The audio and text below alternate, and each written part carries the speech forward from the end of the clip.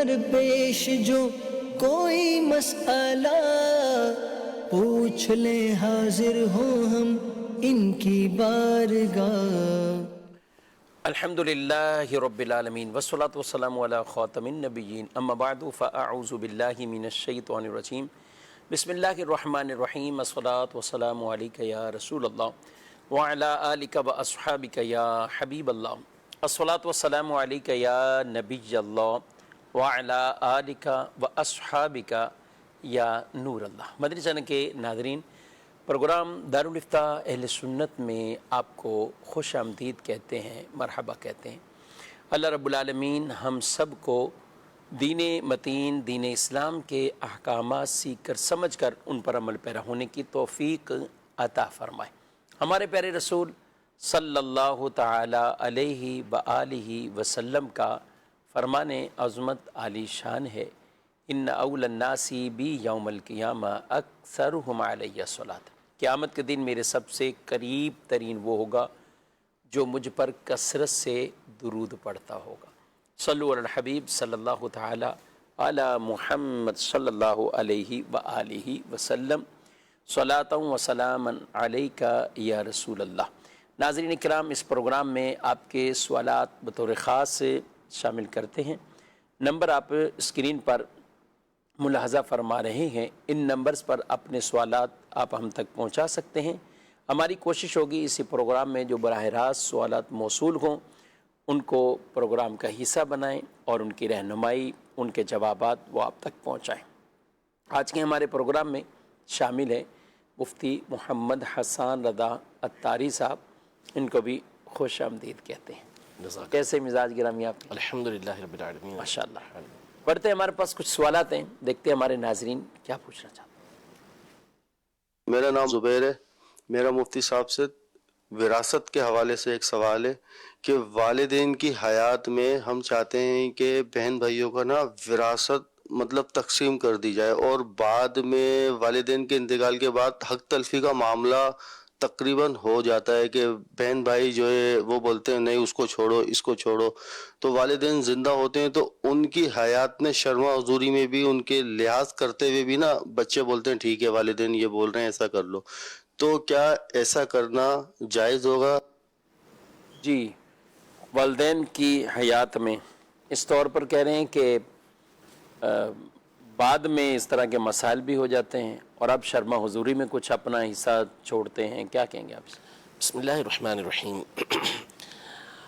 پہلی بات جو انہوں نے کہی والدین کی زندگی کے اندر وراثت، تو وراثت یہ انتقال کے بعد ہوتی ہے، زندگی کے اندر وراثت نہیں ہوتی۔ زندگی میں اگر والد یا والدہ اپنی جائیداد میں سے، اپنی ملکیت کے اندر جو چیزیں ہیں ان میں سے کچھ بھی اپنی اولاد کو یا کسی اور کو دیتے ہیں تو یہ گفٹ کہلاتا ہے، یہ وراثت نہیں کہلاتا۔ اچھا، اب گفٹ کے حوالے سے ایک بات تو یہ کہ اس میں ہوتا دینے والے کو اختیار ہے، صحیح، اس کی چیز ہے، وہ جس کو جو چاہے گا دے گا، لیکن شریعت مطہرہ نے اس میں پھر اصول یہ رکھا ہے کہ اگر زندگی کے اندر کوئی تقسیم کاری کر رہا ہے تو پھر اسے چاہیے کہ وہ اپنے جتنے بھی ورثہ ہیں، بیٹے بیٹیاں، سب کو برابر برابر دے، صحیح، سب کے درمیان برابری کرے، برابر کے اعتبار سے اس کی تقسیم کاری کرے، یہ زیادہ بہتر طریقہ کار ہے، افضل ہے۔ اور اگر وہ برابر برابر تقسیم نہیں کرتا تو پھر دوسرا اختیار شریعت مطہرہ نے اسے یہ دیا ہے کہ وہ بیٹوں کو ڈبل دے اور بیٹیوں کو ان کے مقابلے میں آدھا دے، یعنی 2 حصے بیٹوں کو دے، 1 حصہ بیٹی کو دے، یہ دوسرا طریقہ کار ہے۔ ہاں، اگر کوئی بیٹا ایسا ہے کہ جو بہت زیادہ فرما بردار، اس کی خدمت کرنے والا، یا دینی اعتبار سے اس کے اندر کوئی ایسی بات پائی جاتی ہے جو دوسروں میں نہیں پائی جاتی، جیسے عالم دین ہے، حافظ قرآن ہے، خدمت کرتا ہے، تو پھر کچھ زیادہ اس کو دے سکتے ہیں، ورنہ اصول یہی ہے کہ یا تو کوشش کریں، بہتر طریقہ کار افضل یہی کہ سب کو برابر برابر دیں، ورنہ بیٹوں کو 2 اور بیٹی کو 1 دیں، اور اگر کوئی دینی فضیلت رکھتا ہے تو پھر اس کو کچھ زیادہ یہ دے سکتے ہیں۔ نمبر 1 یہ۔ نمبر 2 بات آپ نے یہ کہی اس میں سوال کے دوران کہ اکثر نا انصافی ہو ہی جاتی ہے، بلکہ کہا کہ ہو ہی جاتی ہے نا انصافی، تو بہرحال ایسا بھی نہیں ہے کہ ہر جگہ پر اس طرح ہوتا ہو۔ بکثرت خوف خدا رکھنے والے لوگ بھی ہوتے ہیں اور قدرت رکھنے والے لوگ بھی ہوتے ہیں کہ جو اس بات کو اچھی طرح سے سمجھتے ہیں کہ جس کا جو حصہ ہے وہ اسے ملنا چاہیے صحیح. اور وہ اسے دلوا بھی دیتے ہیں. تو وہاں تقسیم کاری پھر شریعت مطہرہ کے مطابق ہوتی ہے. بالفرض اگر آپ کے والدین نہیں چاہتے کہ زندگی کے اندر اپنی جائیداد کو تقسیم کریں تو پھر اس صورت میں آپ انہیں مجبور نہیں کر سکتے, اور اللہ ان کو لمبی حیات دے, لمبی زندگی دے عافیت والی, لیکن جب بھی ان کا انتقال ہوگا تو یہ نہیں کہ آپ نا انصافی سمجھتے ہوئے کہ ہم نا انصافی کر جائیں کہ ہر جگہ پر ہوتی ہے تو ہم بھی کر جائیں. ایسا نہیں ہے, آپ کو لازمی طور پر شریعت کے تقاضوں کے مطابق تقسیم کاری کرنا پڑے گی, اور اب شریعت نے حصے مقرر کر دیے ہیں, اسی کے مطابق پھر تقسیم کاری یہ ہو. یعنی انتقال کے بعد اپنی مرضی نہیں ہے, جو متعین حصے ہیں وہی دینا پڑیں گے جو شریعت کی طرف سے قرآن و سنت کے اندر مقرر کر دیے گئے ہیں. تو اس کا لحاظ رکھنا یہ بہت زیادہ ضروری ہے. نمبر 3 یہ کہ اسے بھی دیکھ لیں کہ والدین کو کوئی فورس کرنے والا نہ ہو. یعنی بسا اوقات یہ ہوتا ہے کہ والدین کو فورس کیا جاتا ہے کہ آپ زندگی کے اندر ہی تقسیم کر دیں, تو آپ انہیں فورس نہیں کر سکتے, وہ ان کی چیز ہے, ان کی مرضی ہے, وہ تقسیم کریں یا نہ کریں. باقی رہی والدین کو کس انداز میں تقسیم کرنا چاہیے اور اس پر کیا ان کے لیے مشورہ ہے, تو اس کے لیے پھر بہتر یہ ہوتا ہے کہ آپ اپنے والدین کو لے کر یا جن کی بھی جائیداد ہے ان کو لے کر آپ دارالفتہ میں آ جائیں, تو آپ کو اور اچھے انداز میں اس کو سمجھانے کی کوشش کی جائے گی. ماشاءاللہ. اور نہیں بھی کر سکے, جن کے والدین زندگی میں نہیں کر سکے, اول تو وہ گفٹ ہے, تحفہ ہے, لیکن نہیں بھی کیا تو اب حکم تو یہی ہے کہ اب یہ جو اولاد ہے, اچھا اگر اس میں کوئی مطلب زیادتی کرتے ہیں, اولاد زیادتی کر جائے, تو اس کی وجہ سے کیا والدین گناہگار ہوتے ہیں؟ دیکھیں اس میں ایک صورت تو یہ ہے کہ بعض اوقات ایک معلوم ہوتی ہے کہ اس طرح کریں گے بچے, تو پھر ان کو چاہیے یہ کہ وہ زندگی کے اندر اس بات کی تاکید کر کے جائیں, سمجھا کے جائیں کہ ہمارے انتقال کے بعد اس کے برخلاف نہیں ہونا چاہیے. صحیح. اب اگر انہوں نے تاکید نہیں کی, سمجھایا نہیں, اور پتہ تھا معمول یہی ہے کہ ہمارے خاندان کے اندر بچے اس طرح کرتے ہیں, تو پھر ہو سکتا ہے کہ ان کے اوپر کچھ نہ کچھ اس کی وعید ہو, عذاب ہو. ورنہ اگر انہوں نے تقسیم نہیں کیا, اب یہ بچے اس کے اندر جو ہے وہ خلاف شرع کام کریں گے, تو یہ بچے ذمہ دار ہوں گے, ان کے اوپر گناہ ہوگا. اچھا, کبھی کبھی ایسے سوالات بھی آتے ہیں, آپ کا بھی تجربہ مشاہدہ, کہ والدین ہی کچھ ایسے آرڈر کر کے چلے گئے بالکل صحیح کہ یہ یوں کرنا ہے. اب اگر جس کے تو حق میں وہ آرڈر ہو گیا کہ یہ زیور اٹھا کے فلاں کو دینا, یہ وہ, تو وہ تو بڑا خوش ہوتا ہے, اور وہ دوسروں کو بھی تانا دے رہا ہوتا ہے کہ تم ماں کی بات نہیں مان رہے یا والد کی نہیں مان رہے. تو ایسی صورتحال میں اولاد کو کیا کرنا چاہیے, اور جس کے حق میں کہہ کے بھی گئے ہیں تو اسے کیا کرنا چاہیے؟ دیکھیں پہلی چیز تو یہ ہے کہ جو وارث ہے اس کے لیے تو حدیث پاک میں واضح فرما دی کہ لا وصیت لوارث, وارث کے لیے کوئی وصیت نہیں ہوتی, سوائے یہ کہ دیگر ورثہ اگر کہیں کہ ٹھیک ہے والد کی یا والدہ کی خواہش ہے تو ہم اس کو یہ چیز دے دیتے ہیں, تو پھر وہ اسے وہ چیز دے سکتے. سب ہیں بھی بالغ؟ جی سب بالغ ہیں, سمجھدار ہیں, تو وہ دے سکتے ہیں. ٹھیک ہے. تو پہلی چیز تو یہ ہے کہ جو وصیت ہے وہ سارے وارث کے حق میں ہے, تو پھر سارے ورثہ جو بالغ و عاقل ہیں ان کی رضامندی کے ساتھ ہی اس کے حق کے اندر یہ نافذ ہوگی, اس کے بغیر نافذ نہیں ہوگی. اور بالفرض اگر والدین کو ایسی وصیت کر گئے ہیں کہ جس کی وجہ سے کئیوں کے حقوق مارے جاتے ہیں, تو شریعت مطہرہ کے اصول کے مطابق جب وہ شریعت سے ٹکرائیں گے, شریعت مطہرہ ان کو نافذ کرنے کا حکم نہیں دیتی بلکہ اس کے برعکس کرنے کا حکم دیتی ہے, تو اولاد پر لازم ہوگا کہ وہ ایسے احکام کو نہیں مانیں گے, اسے تسلیم نہیں کریں گے, بلکہ ان کو دینا ہی دینا ہوگا. جیسے بعض اوقات حقیقتاً اولاد میں سے کوئی نافرمان نہیں ہوتا, لیکن کسی وجہ سے والدین کا دل اس سے کھٹا ہوا ہوتا ہے, تو اس کے لیے بعض اوقات کہے جاتے ہیں کہ اس کو کچھ نہیں ملے گا, اس کو کچھ نہیں دیا جائے گا, اس طرح کی باتیں کر جاتے ہیں. یا والد بعض اوقات دماغ اس طرح کا ہوتا ہے کہ نہیں جو کچھ بھی ہے وہ بیٹوں کا ہے, تو میرے انتقال کے بعد یہ بیٹوں کو دیا جائے, بیٹیوں کو کچھ نہ دیا جائے. تو اس کی کوئی حقیقت نہیں ہے, اور نہ اس پر عمل کیا جائے گا. جس کا جو حصہ شریعت کی طرف سے مقرر ہے وہ حصہ اسے لازمی طور پر دیا جائے گا, اس کے برخلاف نہیں کر سکتے. ٹھیک جی, مزید سو. مفتی صاحب کی بارگاہ میں یہ سوال ہے کہ کیا بینک میں کام کرنا جائز ہے, اور اگر اس کا جائز طریقہ بھی ہے تو بیان کر دیں. جی, کام کرنا جائز ہے, اور اگر جائز ہے تو وہ بھی بتا دیں. سود کے حوالے سے شریعت مطہرہ نے واضح اصول بیان کیے ہیں کہ سودی لین دین, سود لینا, سود دینا, سود کا گواہ بننا, سود کا لکھنا, یا براہ راست سودی کام کے معاملے میں معاون و مددگار ہونا, اگر یہ کام کرنا پڑتے ہیں تو چاہے آپ اس بینک کے اندر کریں یا کسی اور ادارے کے اندر یہ کام کر رہے ہوں، باہر صورت یہ ناجائز و حرام ہے۔ ہاں اگر آپ کسی صورت بھی سود کے لین دین کے اندر ملوث نہیں ہیں، نہ لکھنے کے لیے آپ مقرر ہیں، نہ گواہ بنتے ہیں، اور نہ ہی براہ راست آپ کی کوئی اس کے اندر مدد شامل ہوتی ہے، جیسے مثال کے طور پر ڈرائیور کی نوکری ہوتی ہے، پیون کی نوکری ہوتی ہے، چوکیدار کی نوکری ہوتی ہے، یا کارپینٹر، اور بعض اوقات الیکٹریشین بھی رکھے جاتے ہیں بڑے اداروں کے اندر، تو یہ وہ نوکریاں ہیں کہ جو یہاں کرنا بھی جائز ہو جائے گا، اس کے کرنے کی اجازت ہوگی۔ ورنہ اگر سودی لین دین کے اندر، سودی کاموں میں معاونت کے اندر آپ مبتلا ہوتے ہیں تو پھر اس کی شرعاً اجازت نہیں ہوگی۔ ٹھیک، مزید سوال۔ میرا سوال یہ ہے، اگر وراثت کی تقسیم میں کسی عذر کی وجہ سے تاخیر ہو تو کیا تقسیم نہ کرنے والوں پر کوئی گناہ ہوگا؟ جی، کسی عذر کی وجہ سے، عذر بھی تھوڑا سا تفصیلی بیان کر دیتے تو چلیں مکمل جواب بھی ہو جاتا۔ کسی عذر کی وجہ سے تقسیم، جیسے مثال کے طور پہ کاروبار چل رہا ہوتا ہے اور اب والد کا انتقال ہو گیا اور بچے کاروبار چلا رہے ہیں، تو اسی میں سے سب کے خرچے وغیرہ سب کچھ چل رہے ہوتے ہیں، تو یہ تو چلتا ہے، لیکن جس کا جو حصہ اس میں بنے گا وہ اسے دینا ہوگا۔ بعض اوقات خود کھا رہے ہوتے ہیں، یا جس کے ہاتھ میں کاروبار ہوتا ہے وہ کھا رہا ہوتا ہے اور باقی دوسروں کو اس نے چھوڑا ہوا ہوتا ہے، تو یہ طریقہ کار ٹھیک نہیں ہے۔ اس کے اندر بھی جس کا جو حصہ بنتا ہے یا جو طریقہ کار ہے اس کے مطابق سب ورثاء کو دینا ہوگا۔ ایسا نہیں ہے کہ دو بندے کاروبار چلاتے ہوئے خود ہی کھا رہے ہیں اور باقی سارے ورثاء یہ ان کو کچھ بھی نہیں دے رہے۔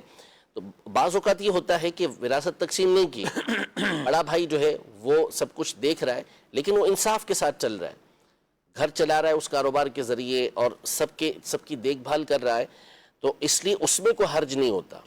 وہ بعد میں بھی کریں گے تو وہ کر سکتے ہیں، لیکن بہتر یہی ہے کہ اگر کوئی ایسی بات نہیں ہے کہ جس کی بنیاد پر سب نقصان کے اندر آ جاتے ہیں تو جلد سے جلد تقسیم کاری کر دینی چاہیے۔ اب جیسے بعض اوقات کاروبار کو فوری طور پر وائنڈ اپ کرنا یا اس کو تقسیم کرنا مشکل ہوتا ہے کہ سب کے سب جو ہے وہ پریشان ہو جائیں گے، تو اس کو چلنے دیا جاتا ہے، لیکن پھر جو شریعت کے اصول ہوں گے اس کے مطابق نفع میں سے سب کو دینا پڑے گا۔ ایسا نہیں ہوگا کہ چند ایک کو دیں اور چند ایک کو چھوڑ دیں، یہ شرعاً درست نہیں ہوگا۔ یعنی بیٹیاں بالخصوص جو اس وقت اس تقاضے کی پوزیشن میں بھی نہیں ہوتی اور کرنا ضرورت بھی ہوتی ہے ان کو، لیکن چونکہ بھائیوں کے کاروبار ہیں اور مشترکہ چل رہے ہیں تو جب انتقال ہو گیا تب اس کے بعد ان کا بھی حصے کا پروفٹ انہیں جائے گا۔ بعض اوقات پراپرٹیز ہوتی ہیں کرائے پہ دی ہوئی ہوتی ہیں، تو اس کا وہ ایک بھائی یا دو تین بھائی کھا رہے ہوتے ہیں، باقی وہ رسم منہ دیکھ رہے ہوتے ہیں، مطالبے کرتے ہیں تو بھی نہیں جی ہاں، دیتے وہ لوگ۔ بالکل ایسا ہی۔ ایسا ہوتا ہے۔ بعض اوقات زمینیں ہوتی ہیں، دوسرے بھائی کرائے پہ خود کرائے پہ رہ رہے ہیں جی، اور یعنی یہ بیچنا نہیں چاہ رہے یا کچھ کرنا نہیں چاہ رہے اور وہ کرائے پر رہ رہے ہیں۔ جی، اب وہ یعنی یہ فری میں ایک طرح کا استعمال ہو رہا ہے، تین بھائی فری میں کر رہے ہیں، دو بھائی کر رہے ہیں اور دوسرے دو کرائے پہ جا رہے ہیں۔ یہ ظاہر ناجائز و تکلیفیں حرام ہوتی ہیں ہے اس میں نا۔ تو جو بھی ہے وہ برابر کی بنیادوں پر جو بھی شریعت مطہرہ نے مقرر کیا ہے اسی بنیاد پر اس کی تقسیم کاری ہوگی، نفع کی بھی تقسیم کاری ہوگی، اور اگر آپ جائیداد تقسیم کر دیتے ہیں تو جو شریعت نے جس کا جو حصہ مقرر کیا ہے اسی اعتبار سے اس کو تقسیم کرنا ہوگا۔ ایک سوال آیا دارالتہ میں کہ ایک بھائی اور یا ایک بھائی ہی ان کے تھے، تو وہ کہہ رہے میں امی کا زیور تو کسی صورت بھی بیچنے نہیں دوں گا، یہ امی کی نشانی ہے، میں اپنے پاس ہی رکھوں گا۔ ٹھیک ہے، آپ نے اپنے پاس رکھنا ہے تو تقسیم میں وراثت میں تقسیم کیا کرنا ہے؟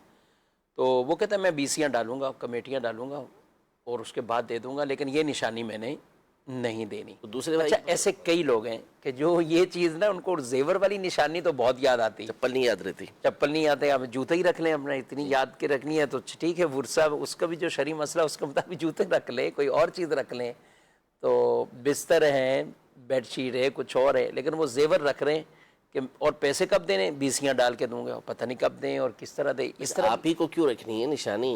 جی، آپ اکیلے ہیں، جب دوسرے تقسیم بھی کر ہیں کے سب ورثہ کو دے دیں، سب کو دیں، آپ سب کے پاس اس کی نشانی، ماں کی نشانی ہونی چاہیے۔ محبت کرتے ہیں، کہہ رہے ہیں ماں سے زیادہ محبت تھی، لگاؤ تھا۔ صحیح، محبت تھی تو محبت زیور سے اب ہو گئی نا۔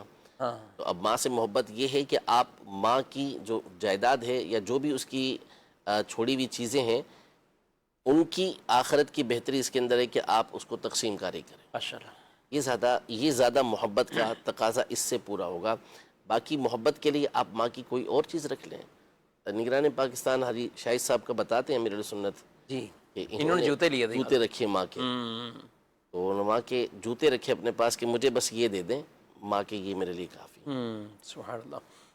اچھا، اس طرح کئی اور بھی بعد کا تو وراثت میں یہ ہوتا ہے نا کہ میت کی جیب میں سے کچھ پیسے نکلے کم ہی ہوں، 50 والے نوٹ ہو، 20 والے نوٹ ہو، تو یہ کہتے ہیں یہ نہیں رکھ سکتے، اس کو صدقہ کرنا ہے۔ اور وہی میت کی جیب میں اگر آئی فون ہو، مہنگا موبائل ہو، تو اس کو نہیں کریں گے، وہ کہیں گے کہ یہ تو اب یہ تھوڑی صدقہ کر سکتے ہیں۔ تو اس طرح کی جو سوچیں لوگوں نے بنائی ہوئی، اپنے طور پہ بنائی ہوئی ہیں، یہ علم دین سے دوری کا نتیجہ ہے۔ بعض اوقات ایک بھائی کے پاس کچھ ماں کا رکھا ہوا ہوتا ہے، بعض اوقات بیٹی کے پاس رکھا ہوا ہوتا ہے، سونا بسا اوقات بیٹی کے پاس بیٹیوں کے ہوتا ہے، پاس بھی تقریباً۔ تو وہ پھر دیتے ہی نہیں ہیں، یعنی بس بعض اوقات تو وہ ہوا تک نہیں لگنے دیتے کہ ماں کا کچھ ہمارے پاس موجود بھی ہے، حالانکہ ماں کے انتقال کے بعد یہ دیگر ورثہ کا اس کے اندر حق متعلق ہو گیا، سارے کے سارے اس کے حقدار بن جاتے ہیں۔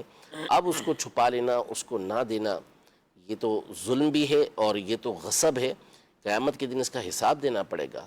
تو آپ کو والدہ کا سونا پسند ہے تو آپ سونا جو ہے وہ خرید لیں ان سے، ورثہ کو تو دینا پڑے گا، کچھ نہ کچھ دے کے آپ ان سے خرید لیں اور پھر مقرر کر لیں کہ اتنے عرصے کے بعد میں دے دوں گا۔ ایسا نہیں ہو سکتا کہ اپنے پاس دبا لیں اور کہیں کہ پھر بعد میں اس کے آپ کو پیسے دوں گا، یہ شرعاً درست نہیں ہے۔ جی، مزید سوال۔ میرا نام حسان ہے اور میں اپنا آن لائن کاروبار کے اندر تو ایڈس وغیرہ رن کرتا ہوں فیس بک اور انسٹاگرام پہ۔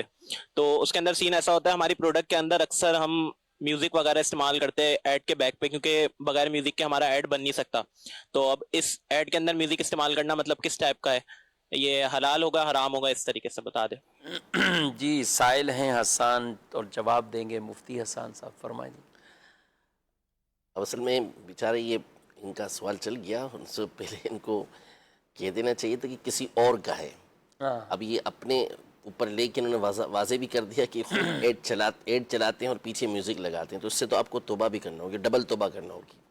ایک تو اس گناہ کی توبہ اور دوسرا یہ آپ کا اعلان ہو گیا، اس کی بھی توبہ کرنا اور اس طرح کے ہمیں جو سوالات بھیجتے ہیں ان کو بھی کوشش یہی کرنی چاہیے کہ چاہے آپ وراثت کا بھی پوچھ رہے ہیں تو آپ یہ کیوں کہیں کہ میرے بہن بھائیوں نے ایسا کیا یا میری فیملی میں یہ، آپ کسی پر بھی رکھ کے سوال تو کر سکتے ہیں۔ اگر انتقال ہو جائے یا اگر کسی نے یوں ارننگ کرنی ہے، یوں کمانا چاہتا ہے تو وہ کیا کریں، تو کوشش یہی کرنی چاہیے ہمیں۔ جب بھی کسی عالم دین سے بھی پوچھیں تو بعض اوقات لوگ سیدھا آگے کہتے ہیں آج فجر کی نماز رہ گئی، کیا کروں، ابھی قضا پڑھ لوں، ظہر میں پڑھ لوں۔ تو آپ کو بتانے کی ضرورت نہیں ہے، آپ یوں بھی مسئلہ پوچھ سکتے ہیں کسی سے فجر کی نماز اگر چھوٹ گئی، قضا ہو گئی، تو کس ٹائم اسے پڑھ سکتے ہیں۔ تو یہ اپنی ایک امیر اہل سنت کا بھی انداز یہی ہے، تربیت یوں فرماتے ہیں، تو ہونا بھی یہی چاہیے۔ شرعی مسئلہ بھی یہی ہے کہ ان چیزوں کا اظہار بھی نہیں کرنا چاہیے۔ حکم کیا ہے؟ چونکہ میرے ہم نام ہیں جی، تو بہرحال توبہ بھی کر لیں اس کے اوپر آپ۔ اور یہ جو اب میں نے بتائی دی ایک طرح سے حکم آپ کو کہ جو ایڈ پر اس طرح میوزک لگانا ہے، تو میوزک جس کو میوزک کہتے ہیں وہ شرعاً جائز نہیں ہے۔ تو اور عام طور پہ جو اس طرح کی میوزک ہوتے ہیں وہ ہوتے بھی ناجائز و حرام ہی، اس میں دھنیں ہوتی ہیں اور اس کے اندر جو انسٹرومنٹ ہوتے ہیں وہ استعمال کیے جاتے ہیں، وہ ناجائز و حرام طریقے سے ہی اس کا طریقہ ہوتا ہے، تو وہ جائز نہیں ہے، اسے ختم کرنا آپ کے اوپر لازم ہے۔ اور ایسے جتنی ایڈز آپ نے لگائی ہیں ان کو ڈیلیٹ بھی کرنا آپ کو ہوگا، ضروری ہوگا آپ کے اوپر۔ اور اس سے کمائی کا ذریعہ اختیار کرنا یہ بھی غلط آئندہ کے طریقہ لیے ہے۔ کیا ہے، تو کیا کہیں گے؟ یہ کریں کہ بھئی ایڈ چلانی ہے تو جائز طریقے سے چلائیں ایڈ، ٹھیک۔ اس کے اندر کوئی میوزک لگانا ضروری نہیں ہوتا۔ اصل چیز جو ہوتی ہے وہ آپ کی چیز ہے، اگر آپ نے اپنی چیز کا معیار جو ہے وہ لوگوں کے درمیان قائم کر لیا تو پھر یہ ہیلے بانے ہوتے ہیں شیطان کے کہ اس کے ذریعے سے آپ کی ایڈورٹائزمنٹ زیادہ ہوگی، ایسا نہیں ہے۔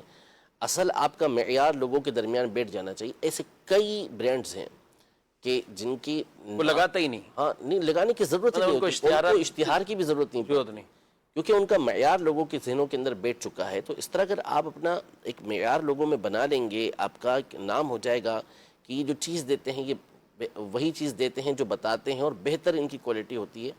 وقت آئے گا آہستہ آہستہ آہستہ یہ شہرت ہو جاتی ہے بندے کی مختلف چیزوں کی، اور اللہ پاک اس کی رزق کے اندر برکت عطا فرما دیتا ہے۔ اچھا، ایک تو وہ یہ تو آپ نے چلے تاجروں کو مشورہ دے دیا کہ اپنی تجارت کو اچھا کریں، اپنی کوالٹی اچھی ہو، سب چیزیں ہوں۔ یہ غالباً کچھ اس طرح کہ یہ خود ایڈز تیار کرتے ہیں لوگوں کی دیگر کی ویڈیوز پہ یا ان کی پروموشن کے لیے ان کو ایڈ بنا کے دینے یہ پڑتے پھر ایک الگ یہ بھی ناجائز و حرام کام ہے، یہ تو پورا ناجائز و حرام کام ہو جائے گا۔ اس پر جو اجرت لیں گے وہ بھی ناجائز و حرام ہو جائے گی۔ تو یہ کیا کریں؟ یہ بھی اس کی کوئی جائز صورت اختیار کر کے یہ کر سکتے ہیں اس طرح گائیڈ لائن؟ جائز صورتیں ہوں کہ وہ کیا جائز صورت اختیار کریں گے یہ تو یہی بتا سکتے ہیں. تو جو اختیار کریں گے وہ آپ آ کے دارالفتہ میں مشورہ کر لیں کہ بھائی میں یہ طریقہ کار اختیار کروں گا، تو اگر وہ جائز ہوگا تو مفتی صاحب آپ کو اجازت دے دیں گے کہ اس طریقے سے آپ کر لیں. ٹھیک ہے جی. مزید سوال؟ مفتی صاحب سے سوال ہے، غلطی کرنے والے سے معافی مانگنے کے باوجود ناراض رہنا کیسا ہے؟ جی اصل میں بنیادی اعتبار سے حکم تو یہ ہے کہ جس نے معافی مانگی اس کو معاف کر دیا جائے، لیکن بسا اوقات ہوتا یہ ہے کہ یا تو معافی مانگنے والے کا جو طرز ہوتا ہے وہ ٹھیک نہیں ہوتا، اس کا انداز ٹھیک نہیں ہوتا، وہ ایک رسمی طور پر معافی مانگ رہا ہوتا ہے، تو اس کی وجہ سے جس کو تکلیف پہنچی ہوتی ہے اس کے دل سے وہ تکلیف دور ہوتی نہیں ہے، تو وہ بھی مجبوراً صرف رسماً جو ہے وہ معاف کر دیتا ہے، لیکن اس کے دل کے اندر کدورت یہ باقی رہتی ہے، تکلیف باقی رہتی ہے. تو معافی مانگنے والے کو بھی چاہیے کہ واقعی اس انداز میں معافی مانگے کہ جس سے سامنے والے کو لگے کہ یہ اپنے فعل کے اوپر، اپنے کام کے اوپر نادم ہوا ہے. نمبر 2، جو بعض اوقات معافی تو کر دے گا، سامنے والا نادم ہو کے معافی مانگ رہا ہے، لیکن اس نے تکلیف اس درجے کی پہنچائی ہے کہ جس کو تکلیف پہنچی ہے وہ معاف کر رہا ہے، جو اس کے بس کے اندر تھی، بس کی بات تھی، اس کے وہ جو کر سکتا تھا، لیکن جو تکلیف اسے پہنچی ہے اس کی طرف سے وہ ایسی ہوتی ہے کہ دل سے وہ چیز نکلتی نہیں ہے. تو اسے چاہیے کہ نکالنے کی کوشش کرے، لیکن ہم اس کو یہ نہیں کہیں گے کہ اس کے دل میں جب تک وہ بات ہے اور وہ کوشش کر رہا ہے تو یہ گناہ گار ہوا، ایسا نہیں ہے. صحیح. تیسرا یہ کہ معافی جس سے مانگی جا رہی ہے تو معافی کے ساتھ بعض اوقات تلافی بھی ہوتی ہے. یعنی مثلاً کسی کا آپ نے بہت بڑا قرض دبا لیا ہے، لاکھوں روپے اس کے، کروڑوں روپے دبا کے بیٹھے ہوئے ہیں، اس کی جائیداد آپ دبا کے بیٹھے ہوئے ہیں، اور آپ جو ہے وہ کہہ رہے ہیں کہ مجھے معاف کر دو. وہ کیسے معاف کرے گا آپ کو؟ یعنی آپ اس کی جو رقم ہے، اس کا جو مال ہے، اسے تو آپ ادا کریں. آپ ادا کیے بغیر اسے کہہ رہے ہیں کہ مجھ سے ناراض مت ہونا، میری طرف سے جو تکلیف پہنچی ہے اس پر آپ مجھے معاف کر دیں، تو یہ تو عجیب و غریب بات ہو جائے گی. جیسا میرے رسول سمجھاتے ہیں مثال دے کے کہ کسی کو تھپڑ مارا اور اسے کہا کہ سوری، پھر فوراً کہا کہ ہاں سوری تو کر رہا ہوں لیکن ایک تھپڑ اور ماروں گا تھوڑی دیر کے بعد. ایسی سوری کا کیا فائدہ؟ ایسی معذرت کا کیا فائدہ؟ تو جس کے ساتھ ایسا سلوک کیا ہے آپ نے، جس کو تکلیف پہنچائی ہے، تو آپ اس کو پھر راضی کرنے کی بھی کوشش کریں، اور آپ نے اگر اس کا نقصان کیا ہوا ہے، اس کی کوئی چیز دبائی ہوئی ہے تو وہ اسے واپس کریں، تو اس کے دل سے قدورت نکلے گی نا. لیکن تو اگر ایسا نہیں کریں گے، اس کی وہ چیز آپ نے دبا کے رکھی ہے اور مسلسل آپ ظالمانہ انداز ہی اختیار کر رہے ہیں، پھر آپ کہیں کہ وہ آپ کو زبانی کہنے پر معاف کر دے، تو ایسا کیسے ہو سکتا ہے؟ ایسا نہیں ہوگا. اچھا، تو پھر ان آپ نے چیزوں کا لحاظ ضروری ہے. جو پیسوں کا کہا، ایک تو ہے پیسے یا اس طرح کے حق، بعض اوقات دوسروں کی عزتوں کے جنازے نکال دینا. بالکل ایسا ہی ہے. اور آج سوشل میڈیا ہے، اور اس میں وہ بیچارہ جس کے بارے میں بات کر دی، نہ اپنے گھر میں ایک طرح کا منہ دکھانے کے قابل رہا، نہ معاشرے میں نہ رہا، نہ کسی اور جگہ، اور بعد میں یہ کہیں کہ وہ غلط فہمی ہوگی تھی لیکن آپ معاف کر دیں. کیا کرے گا؟ یعنی یہ دور تو جیسے فتنوں کا وہ دور ہے کہ جو روایت میں آیا تھا کہ ہر ایک کو تھپیڑا لگے گا اس کا، ایسے ہی فتنوں کا دور ہے. اللہ، یعنی سمجھ نہیں پڑتی کہ کیا لوگ کرتے ہیں. اور سوشل میڈیا کی تباہ کاریاں جو ہیں اس حوالے سے یہ ایسی ہیں کہ گناہ کر کے، گناہ تو ایک طرف رہا، بعض اوقات بندے سے غلطی ہو جاتی ہے. اب غلطی ہو گئی اور اس نے اس کو سوشل میڈیا پر ڈال دیا، توبہ کر لی اس نے، دوبارہ وہی پھر اس کی ویڈیو چل رہی ہوتی ہے. اب یہ قصور اس کا اپنا تھا جس نے ایسا کیا. اب جیسے مثال کے طور پہ ایک شخص نے کوئی بات بیان کی کہ یہ یوں نہیں یوں ہے، اس نے ہوشیاری کی اپنے طور پر اور ایک بات بیان کرنے کی کوشش کی جو تھی غلط لیکن تھی انوکھی. ساری دنیا جو کر رہی تھی اس کا الٹ اس نے بتا دیا. اب وہ پھیل گئی ہر طرف. اب اس کو توجہ دلائی کہ بھئی تم نے غلط کر دیا ہے. اس نے دوبارہ ویڈیو بنائی اور کہا کہ وہ اس سے غلطی ہو گئی تھی. تو اب اس نے غلطی ہو گئی، اس نے معافی مانگ لی، معذرت کر لی، لیکن نتیجہ کیا نکلے گا کہ اس کی پہلی والی ویڈیو جو ہے اس سال کے بعد گھوم کے آتی ہے کہ یہ پوچھیں گے کہ یہ کیا بیان کر رہے ہیں. تو اس کو بتایا جاتا ہے بھئی توبہ کر چکا ہے بندہ، اس سے رجوع کر چکا ہے اس سے. تو اس لیے سوشل میڈیا پر کوئی چیز ڈالتے ہوئے اب ایک مرتبہ نہیں 100 مرتبہ سوچ لینا چاہیے اچھی طریقے سے کہ جو چیز آپ سوشل میڈیا پر وائرل کریں گے نا، تو یہ جیسے نامہ اعمال ہے نا، اس کی ایک مثال ایک طرح سے ہمارے سامنے کہ یہ گناہ مٹتا نہیں ہے اس میں سے، چلتا ہی رہتا ہے، پھر چلتا ہی رہتا ہے. تو اس لیے لحاظ بہت کریں. اور پھر اس کے بعد دوسروں کی عزت کو سوشل میڈیا پر اچھالنا، یہ بہت خطرناک عمل ہے، بہت خطرناک عمل ہے کہ آپ کسی سنی صحیح العقیدہ کو اگر بدنام کر دیتے ہیں سوشل میڈیا کے اوپر، اور پھر وہ آپ کا جو پیغام اس پر مسلسل چلتا رہتا ہے، تو اس کے نتائج قیامت کے دن بہت خطرناک ہوں گے. کیسے اللہ پاک کی بارگاہ کے اندر آپ جواب دے پائیں گے؟ یہ بڑی آزمائش والی بات ہوتی ہے. اللہ حافظ سلامتی عطا فرمائے اور ایسے لوگوں کو بھی عقل و شعور عطا فرمائے. اور کچھ اور مزید سوالات ہیں، ایس ایم ایس پہ بھی ہیں. ایک سوال ہے، کیا عشر کے پیسوں سے اپنی اولادیں جو درس نظامی کر رہی ہوں، عالم بن رہے ہوں، تو ان کی کتابوں یا دیگر اخراجات میں ان کی مدد کی جا سکتی ہے؟ دیکھیے، ویسے طالب علم کو تو دی جا سکتی ہے جب کہ وہ شرعی فقیر ہو، مستحق ہو، عشر کی رقم ہو یا زکوٰۃ کی رقم ہو. لیکن چونکہ اپنی اولاد کی بات کر رہے ہیں تو اولاد کو تو نہیں دے سکتے. یعنی بیٹا ہے، بیٹی ہے، پوتا ہے، پوتی ہے، نواسا نواسی ہے، تو ان کو تو زکوٰۃ کی رقم، عشر کی رقم یہ نہیں دی جا سکتی. اچھا، اگر ان میں بھتیجے بھتیجیاں کچھ اس طرح کے رشتے بھی ہوتے ہیں، جی ان کو دے سکتے ہیں. بھتیجا ہے، بھتیجی ہے، بھانجا ہے، بھانجی ہے، بھائی ہے، بہن ہے، ان کو دینا چاہیں تو ان کو دے سکتے ہیں، جبکہ وہ زکوٰۃ کے حقدار تو دے سکتے ہیں. ٹھیک ہے. اور بھی سوالات کچھ مزید کچھ وراثت سے متعلق بھی سوالات آئے ہوئے ہیں. دارالفتاء اہل سنت کا نمبر بھی اپنے پاس رکھے. ظاہر ہے کئی سوالات آپ کے کچھ پیچیدہ نوعیت کے بھی ہوتے ہیں جن میں کئی اور وضاحت بھی درکار ہوتی ہے، اور اس کے لیے ڈائریکٹ دارالفتاء اہل سنت میں رابطہ فرمائیں. یہ نمبر لے لیجئے اور کوشش کریں اگر آپ کے علاقے میں ہی دارالفتاء اہل سنت کی باقاعدہ برانچ موجود ہے تو آپ وہاں وزٹ کیجئے اور تحریری طور پر فتویٰ اپنے پاس رکھ لیں. میں کہتا ہوں جو تقسیم کاری درست طریقے سے بھی کر رہے ہیں، ٹھیک ہے آپ کہیں سے بھی معلومات آپ نے کر لی، تو آپ ایک فتویٰ لے کر اپنے پاس ضرور ریکارڈ میں رکھیں، تاکہ آپ کو یا آپ کی نسلوں کو ایک پیغام جائے گا کہ ہمارے والد صاحب نے اپنے جو والد صاحب کی ساری جائیداد تھی تو ان کو اس انداز سے تقسیم کیا ہے، تو ان کے لیے بھی ایک اچھا میسیج ہے، تو اس پر عمل کرنا چاہیے. سوال ہے کہ خاندانی مرید ہونا ہی ضروری ہے ہر ایک کے لیے، یا الگ الگ مرید بھی بن سکتے ہیں؟ یعنی جس طرح فیملی ڈاکٹر ہوتا ہے اس طرح فیملی پیر صاحب بھی فیملی پیر صاحب ہے نا. نہیں، بعض کا تو ہوتے ہیں باو اجداد سے بھی ہیں کہ اس میں کوئی حرج نہیں، اچھی بات ہے. یعنی جس پر والدین کا، والد کا، دادا کا جو ہے وہ اعتماد ہے اور خود اس کا بھی اعتماد ہے، تو ظاہر ہے کہ بیعت یہ دل کی ارادت کو بولتے ہیں، دل کی عقیدت کو بولتے ہیں. تو واقعی وہ پیر صاحب جامع شرائط ہیں، ساری شرائط ان کے اندر پائی جاتی ہیں، آپ کی عقیدت ان سے قائم ہو رہی ہے، تو یہ زیادہ اچھی بات ہے کہ اپنا تجربہ کرنے سے بہتر کہ ڈھونڈنے جائیں گے کوئی ایسے جامع شرائط پیر اور آپ کو سامنے پیر نظر آ رہے ہیں تو ان سے آپ بیعت ہو جائیں، تو یہ اچھی بات ہے، زیادہ بہتر ہے. لیکن لازم نہیں ہے کہ آپ انہی سے بیعت ہوں.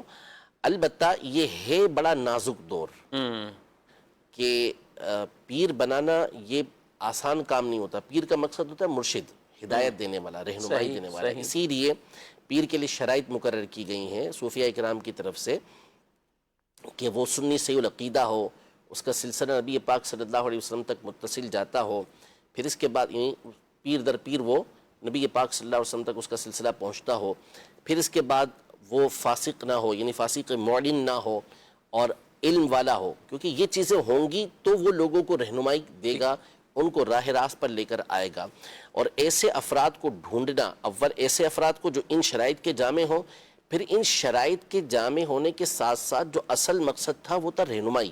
کیونکہ بعض اوقات خلافت مل گئی کسی کو، عالم دین بھی ہے، صحیح العقیدہ بھی ہے، فاسق معلن بھی نہیں ہے، اور اس کا سلسلہ بھی متصل ہوا ہے، لیکن جو اصل مقصود ہے وہ کیا ہے کہ راہ راست پر رکھنا، کہ میں خطا کر رہا ہوں، میں غلطی کر رہا ہوں، تو مجھے تنبیہ کرنے والا کوئی موجود ہو، میری باطنی بیماریوں کا علاج کرنے والا کوئی موجود ہو. تو اگر آپ کسی ایسے کو پیر بنا لیں گے تو کہ جس کا یہ کام ہی نہیں ہے، وہ کام ہی کرتا ہی نہیں ہے کہ وہ لوگوں کو اس طرح رہنمائی دے، تو پھر جو بیعت کے بنیادی مقاصد ہیں وہ ایک لحاظ سے پورے نہیں ہوں گے. تو ایسے افراد کو ڈھونڈنا یہ مشکل کام ہوتا ہے. لہذا اگر واقعی کوئی سنی صحیح العقیدہ پیر صاحب اس طرح خاندان میں موجود ہیں، یعنی خاندان کے افراد ان سے مرید ہیں اور وہ واقعی اس طرح کے سنی سے عقیدہ ہیں تو یہ ایک بہتر طریقہ کار ہے کہ ان سے بیعت کی جائے. لیکن بہرحال اگر کسی اور مقام پر بھی اسی طرح کے جامع پیر صاحب ملتے ہیں تو شرعی اعتبار سے ان کی بیعت کرنے میں کوئی حرج نہیں ہے. ٹھیک ہے. اچھا چونکہ خاندانی ایک گفتگو ہوتی ہے تو اس میں کچھ لوگ کچھ ایریاز ایسے ہیں، اگر ہم سندھ میں پنجاب میں تو ہوتا ہے کہ جدی پشتی ایک سلسلہ، یعنی پیر صاحب ان کے پھر بیٹے ان کے بیٹے، اب یہ دیکھے بغیر کہ وہ بعد والے جو آئے ہیں ٹھیک ہے اوپر لڑی بہت ایک اچھے تھے اور سب تھے لیکن آگے جو سلسلہ تھا وہ اس طرح نہیں ہے، لیکن یہ ہے کہ وہ والد کے پیر ہیں، وہ دادا کے پیر ہیں، یہ فلاں کے پیر ہیں، تو اتنا سلسلہ ان سے ہی چلتا ہوا آ رہا ہے. تو اب بعد میں لوگوں کو یہ سوچنا چاہیے بعد کی اولادوں کو. ہر ایک اپنی ذمہ داری پر ہے. اگر وہ بیعت کر رہا ہے ایسے پیر صاحب سے کہ جس کے آبا و اجداد سے اس کے آبا و اجداد نے بیعت کی ہوئی ہے، صحیح، تو اب نیچے آ کے اس کے عقیدے خراب ہو گئے، اس کے نظریات خراب ہو گئے یا عمل خراب ہوا، وہ خود فاسق مولین ہے، وہ داڑھی منڈا ہے، وہ نمازیں نہیں پڑھتا، وہ پتہ نہیں کیا کیا کر رہا ہوتا ہے، میلے پتہ نہیں کیا کیا، جانوروں کو لڑانا، جانوروں کے مقابلے اور عجیب قسم گھوڑے نچانا، جی ایسے یعنی کتوں کی اور ریچھ کی یہ لڑائیاں ہو رہی ہیں، آج مرغے لڑ رہے ہیں. بسا اوقات تو یہ محسوس ہوتا ہے کہ یہ کوئی رسم بنی ہوئی ہے، یعنی یہ بیعت کی کہ یہ ہمارے پیر صاحب ہیں. ہاں ایسے ہی، یعنی جو مقاصد تھے بیعت کے، جو مقاصد تھے اس ارشاد کے، ہدایت کے، وہ سارے مقاصد تو پسے پشت پڑے ہوتے ہیں، ان کا تو کوئی سامنے نظر ہی نہیں آتا. کہ جس نے ہدایت دینی تھی، جو مرشد تھا، مرشد کا مطلب ہی رہنمائی کرنے والا ہوتا ہے، تو وہ خود پتہ نہیں کن معاملات کے اندر پڑا ہوا ہوتا ہے، اور یہ لوگ پھر اسی کے پیچھے وہی حرکتیں جو وہ کر رہا ہے یہ پیچھے وہ حرکتیں کر رہا ہوں. بسا اوقات علمان والحفیظ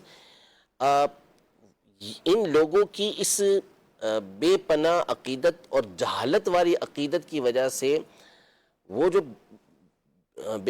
جس سے بیعت کی جا رہی ہوتی ہے اس کو کیا پیر، اس کو کیا مرشد کہیں گے، وہ جن خرافات کے اندر پڑتا ہے اور جو رویہ ہوتا ہے، جو سلوک ہوتا ہے، وہ تو ہم تصور بھی نہیں کر سکتے کہ کیا سے کیا ہو گیا.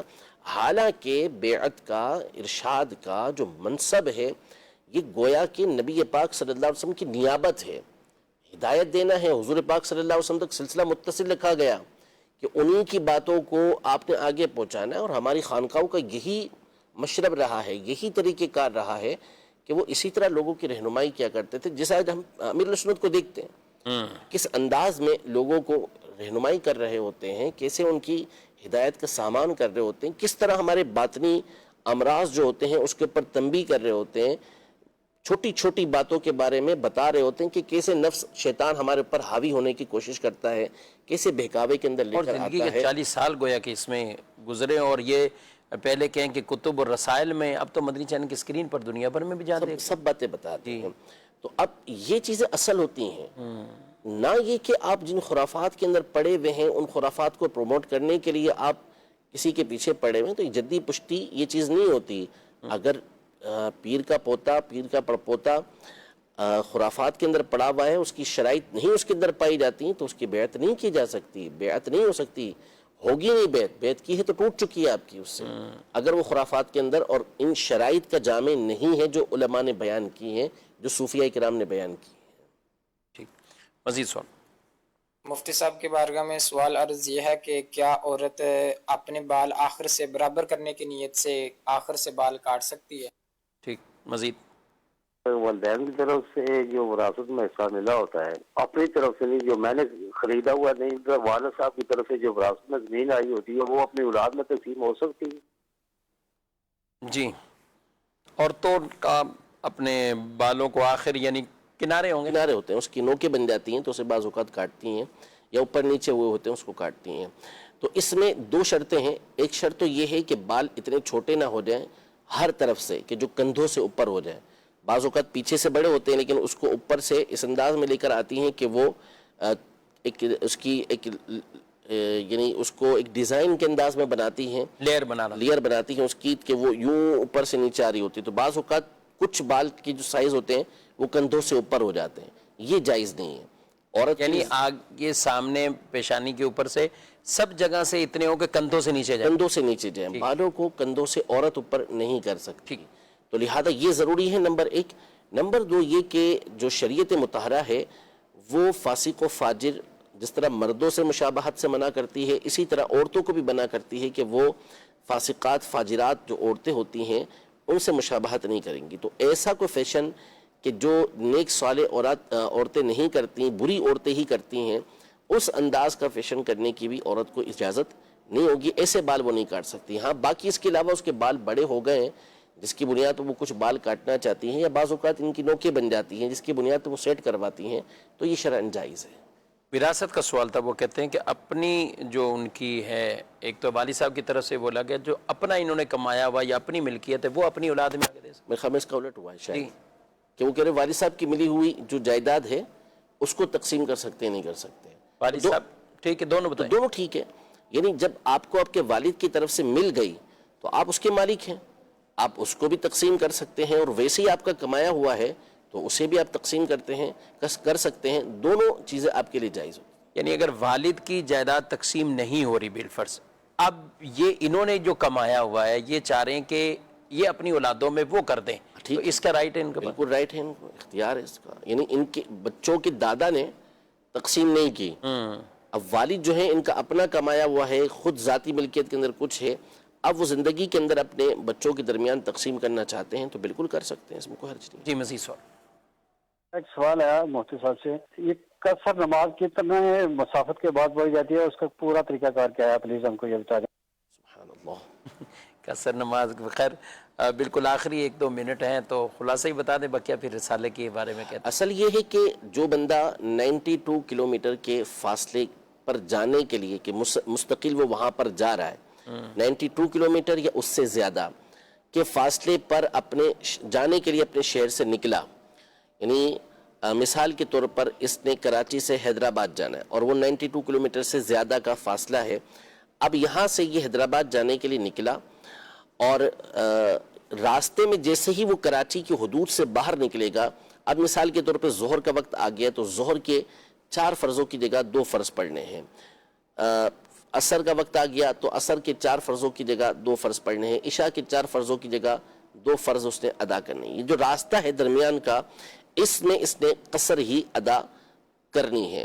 اب حیدرآباد پہنچ گیا، حیدرآباد پہنچ کے اس کی جو نیت ہے وہ 15 دن سے کم رہنے کی ہے، تو وہاں بھی اس نے قصر ہی ادا کرنی ہے. ہاں وہاں پہنچ کر یا پہلے سے اس کی نیت یہ تھی کہ میں نے حیدرآباد کے اندر 15 دن رہنا ہے، تو حیدرآباد پہنچ کے تو اس نے 15 دن رہنے کی وجہ سے جو نیت کی بھی ہے وہ پوری نماز پڑھے گا، لیکن راستے میں اس نے اب بھی قصر ہی ادا کرنی ہے، راستے میں یہ پوری نہیں پڑے گا.